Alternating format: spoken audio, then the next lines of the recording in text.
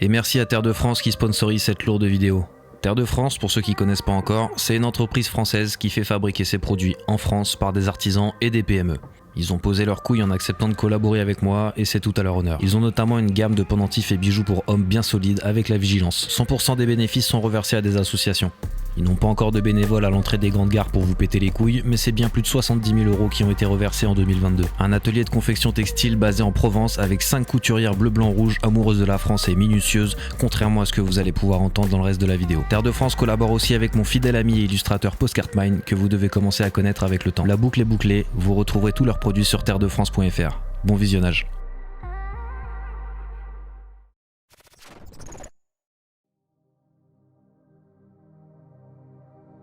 À la base, ville d'art et d'histoire, Nantes se distingue normalement par sa créativité et son offre culturelle, le château des Ducs de Bretagne, les musées, les nombreux événements, la multitude de lieux de concert où les picousses sont gratos, ou encore l'esprit fêtard qui régnait auparavant sur la ville en ont fait, avec le temps, une référence en termes de ville où il fait bon vivre, ou plutôt où il faisait bon vivre. Afin de mieux comprendre comment ce petit havre de paix est très rapidement devenu un énorme trou à merde et un coupe-gorge dans lequel on évite de mettre les cloisons nasales dehors passé 21h, petit point historique. Au XVIIIe siècle, près d'un navire sur deux partait de Nantes pour la traite négrière. La richesse de Nantes s'est construite sur pas moins de 600 000 esclaves d'Afrique destinés à l'Amérique du Nord et aux Antilles françaises. Inutile de préciser qu'ils n'y allaient pas pour zouker ou pour faire du tuning sur des Seat Ibiza 1,9 litre, ce n'était pas encore à l'ordre du jour. Dans cet énorme port, on voyait donc marchands, négociants et armateurs faire du business. À l'époque, il était même assez difficile de différencier ces trois mots, tellement tout le monde touchait un peu à tout. C'est le fameux commerce triangulaire dont on nous parlait au collège, où les expéditions sont encouragées par Louis XVI qui anoblissait les négociants négriers avec la bénédiction du clergé catholique. On parle parfois de plusieurs millions d'humains vendus comme des bêtes de foire, les chiffres varient en fonction des sources, mais l'horreur n'en est pas pour autant restreinte. Un business juteux, rentable et sans limite. Nantes devient une référence en tant que grand port d'armement, sans oublier les tonnes de marchandises qui pouvaient aussi y circuler. Tous les entrepreneurs nantais cohabitent et jouent un rôle essentiel dans l'histoire de la cité. C'est un taf ultra stylé et même respecté à l'époque. Le centre-ville a vu une quantité incroyable d'hôtels, de bâtiments et d'immeubles fleurir pour pouvoir accueillir et héberger tout ce monde.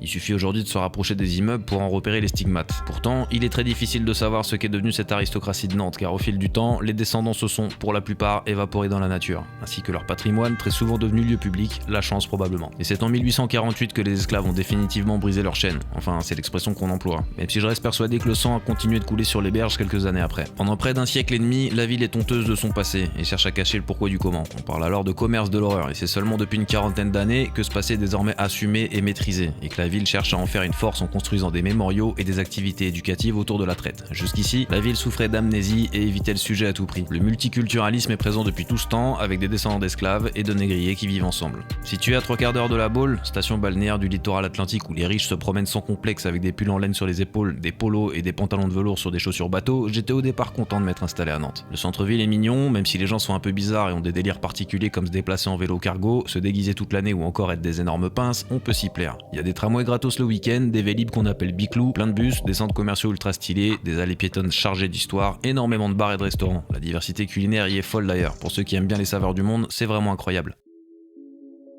Peggy 18. Nantes offre tout ce qu'il faut aux parfaits petits parisiens qui en avaient marre du périph', du béton, des embouteillages et des loyers inhumains et qui souhaitent se rapprocher un peu de la mer. Une grosse ambiance éco-participative règne aussi sur Nantes. Tout se recycle, rien ne se jette, tout se récupère. Les ateliers participatifs, acheter directement aux producteurs, boire dans des pailles qui ont le goût de capote ou encore aller au restaurant avec ton tupperware homosexuel sont monnaie courante dans cette ville. C'est d'ailleurs ce qui a commencé à mettre la puce à l'oreille quand j'ai vu l'alarmant taux de Sarwell et de cigarettes rouler au kilomètre carré, quand j'ai commencé à m'intéresser un peu plus à ce que les gens avaient dans le crâne et comment ils réagissaient dans l'urgence, j'ai compris. Cette ville est un trou à merde rempli de gauchistes et cervelés sans aucune négociation possible. Disons les termes et cessons de tourner autour du pot. L'immigration non contrôlée a littéralement pourri la ville et il est impossible de se promener le soir après 21h sans risquer un coup de couteau, une agression ou un vol de téléphone. J'arrivais tout droit du 93 quand les potes sur place ont commencé à me dire d'éviter de sortir le soir en ville, quand on m'a dit qu'il fallait pas être éméché, qu'il fallait toujours surveiller mes arrières. Perso, ça me faisait marrer qu'on puisse me dire ça alors que j'arrivais du Bronx et qu'on m'avait jamais emmerdé là-bas. Dans la banlieue de Paris, il y a des codes à avoir pour pas être emmerdé. Tenir le regard tout en ignorant les autres, écouter sa musique dans ses écouteurs et non en haut-parleur, ne pas être trop poli, éviter d'avoir l'air trop joyeux, c'est des attitudes de base strictement obligatoires et qu'on applique naturellement, nous, les citadins. Les universités de Nantes ont des budgets Uber et taxi pour accompagner les étudiants chez eux afin de leur éviter d'être agressés quand ils finissent trop tard. Les restaurateurs déconseillent aux clients de rentrer à pied même s'ils sont à 500 mètres en leur conseillant d'attendre sagement à l'intérieur de l'établissement. Les habitants reportent leur mission au lendemain si la nuit est tombée et que leur voiture est trop loin. On peut lire sur des panneaux en ville qu'il est conseillé d'avoir des cigarettes sur soi même si on fume pas pour éviter de se faire charcuter. On peut alors leur parler de purge. Lorsque des mecs débarquent à 20 dans un wagon de tram ou un bus et dépouillent femmes enceintes, personnes âgées et crachent sur des poussettes sous vos yeux, vous y réfléchissez à 2 fois avant d'aller vous promener avec votre femme ou même tout seul. T'as beau être un bonhomme, contre une lame tu vaux que dalle, et j'ose même pas imaginer si j'étais une meuf seule. Tapez le hashtag Nantes sur TikTok et voyez le résultat. Ah oui, j'oubliais, vous n'avez peut-être pas TikTok. Allez sur Google du coup, ça vous avez. Tapez agression Nantes et observez les 3 380 000 résultats. En ce moment on tourne à 20 coups de couteau, une vingtaine d'agressions sexuelles par mois, et je compte pas les meurtres non élucidés. Pendant que la maire de la ville participe sagement au plus grand francocide que l'Europe ait connu, on organise des fêtes soudanaises pour apaiser les tensions après le viol d'une gauchiste par 4 Soudanais, alors qu'elle rentrait chez elle après une soirée. On peut lire un paquet de conneries là-dessus. Les gens qui parlent de jupe, d'alcool ou d'horaires à respecter pour sortir et rentrer le soir, la mairie qui propose 2 médiateurs et des bus supplémentaires, je pense qu'on en a assez entendu. Bien conscient qu'il y a un paquet de musulmans qui n'ont rien demandé à personne et qui se retrouvent mêlés à ça, par le biais d'animaux drogués sans éducation ni avenir, ça va faire crisser les dents ce que je vais dire, mais je peux comprendre leur silence. On me demande pas de défiler dans la rue quand des Christian Quesada se font attraper à se branler devant la patte patrouille, ce sont des faits qui nous collent au cul et il existe peu de solutions pour s'enlever une image que des congénères de la même espèce sans foi ni loi véhiculent au quotidien. Et je m'en bats les couilles qu'un discours soit dicté par un mec de gauche ou de droite. On se fait taillader, on peut plus sortir de chez nous dans cette ville de merde, faudrait peut-être pas non plus se faire chier à deviner qui en a parlé en premier. Nous ce qu'on voit ce sont les faits, des blédards de tous horizons agressent des gens qui ont rien demandé et arrivent même à nous faire préférer les punks à chiens, ces putains de bandes mous qui ont reçu la même éducation que nous et qui sont incapables de bosser plus de 30 minutes dans le même établissement sans se faire virer. Sérieusement les mecs, il y a des Sri Lankais à Paris qui connaissent uniquement les mots éponge et assiette et qui arrivent à envoyer des sous à leur famille, et toi t'es là avec ton gros chien plein de puces et tu te plains parce que tes parents ont divorcé en 2004, t'as de merde. Même la UT a honte que tu la pisses tiède. Fous un froc, va te laver et va toquer aux portes des restaurants, en une après-midi tu vas te trouver un extra. 99% des mecs qui livrent des repas sont des blédards sous-payés qui parlent pas un mot de français, et nous on a des français parfaitement valides qui peuvent même pas conduire un scoot parce qu'ils sont jamais à jeun. Et la droite me débecte autant que la gauche quand je vois qu'aucune décision n'est prise nulle part. On fait des tweets à la con et on espère une invitation chez CNews,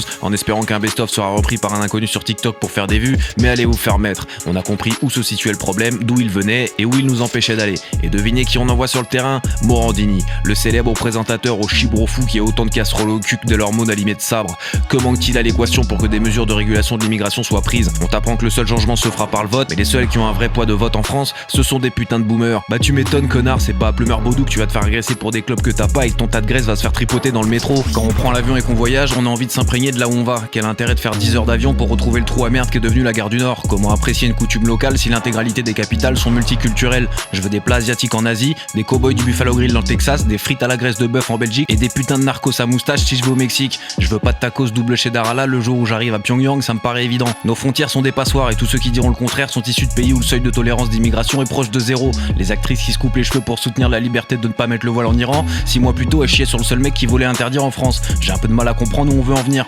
L'apostasie ça devrait pas non plus être une carte d'identité pour parler sur tous les plateaux télé en fait. Si on part du constat que la religion ça doit rester à la maison, bah restez chez vous. Nantes est en feu, ça commence à déborder sur Rennes, mais le plus important c'est de savoir qui a récupéré ou non telle polémique afin de mieux l'orienter pour son confort personnel. Et je vous apprends rien, propose à un homme politique sa carrière contre un changement radical mais bénéfique, il va se transformer en hologramme. Il y a un terrible problème d'application de ce qu'on dit et de portage de couilles en France. Contrairement à certains réfugiés qui n'ont pas le temps de parler avant d'agir, les mairies socialistes bloquées sur le passé, qui ne voient pas le présent et qui s'en branlent du futur, c'est ce qui nous pend au nez partout en France. À force de serrer les fesses, ça va ressortir par les yeux. Remplir les campagnes qui n'ont déjà aucun taf pour les locaux, c'est pas la solution non plus. Soit on contrôle drastiquement l'immigration avec des solutions adaptées et appliquées en cas de non-respect, soit on devient la ronde de la planète avec un taux de soumission exceptionnel. Une pensée évidemment aux victimes quotidiennes, aux forces de l'ordre qui n'en peuvent plus et aux trous du cul qui se sentiront concernés alors qu'on leur a rien demandé. La France, moi je l'aime, je la quitterai pas.